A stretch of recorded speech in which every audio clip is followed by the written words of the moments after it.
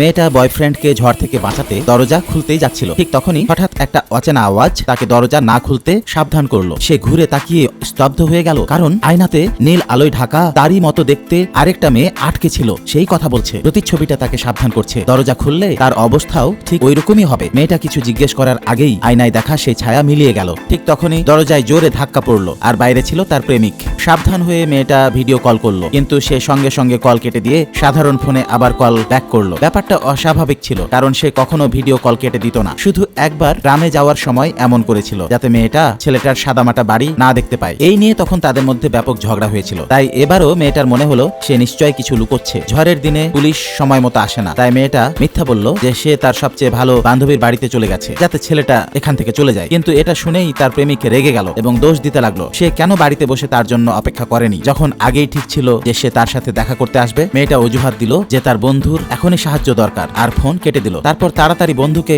Call করে বলল তার মিথ্যাটা যেন সে সামলে নেয়। তখনই জানা গেল তার প্রেমিক আগেই সেই বান্ধবীকে কল করেছে। তবে ভালো দিক ছিল, বান্ধবী ওই ছেলেটাকে কখনো পছন্দ করেনি, তাই সে ফোনও ধরেনি। সব শুনে তার বান্ধবী পরামর্শ দিল ওই ছেলেটা থেকে দূরে থাকতে, কারণ তার উদ্দেশ্য কখনোই সৎ মনে হয়নি। সে গরিব পরিবার থেকে এসেও নিজেকে বড় লোক সাজায়। এটা শুনে মেয়েটা আরো ভয় পেয়ে গেল। ফোন রেখে সে দরজার কাছে গিয়ে বাইরে কান পাতলো। প্রেমিকের গলার সঙ্গে সঙ্গে আরো কয়েকজনের কণ্ঠ সে শুনতে পেল। তখন সে বুঝলো সে তার পুরো পরিবারকেই গ্রাম থেকে নিয়ে এসেছে। পরিবারের লোকজন বলছিল মেয়েটা সামনে এলেই তাকে ভালো শিক্ষা দেবে। তার প্রেমিক তাদের চুপ করাতে লাগলো আর বলল তারা গ্রামে নেই, আর মেয়েটা এখনো বিয়েতে রাজি হয়নি। কিন্তু তার মা অহংকার করে বলল তার ছেলে গ্রামের একমাত্র পিএইচডি করা ছেলে, আর তার সঙ্গে বিয়ে করা মেয়েটার জন্য অনেক সুযোগ। মেয়েটা যদি না বলে তবে তাকে শাস্তি দিতেও তারা পিছ পা হবে না। এটা শুনে মেয়েটার সামনে তাদের পরিবারের আসল চেহারা স্পষ্ট হয়ে গেল, আর সে খুশি ছিল যে দরজাটা খোলা হয়নি। কিন্তু ঠিক তখনই সোসাইটির ম্যানেজার তাকে ফোন করে জানালো এয়ার কন্ডিশনার ঠিক করার জন্য খুব তাড়াতাড়ি মেকানিকরা এসে পড়বে। মেয়েটা তাকে পরে আসতে বলতেই যাচ্ছিল, এমন সময় দরজার বাইরে সেই লোকটার গলাও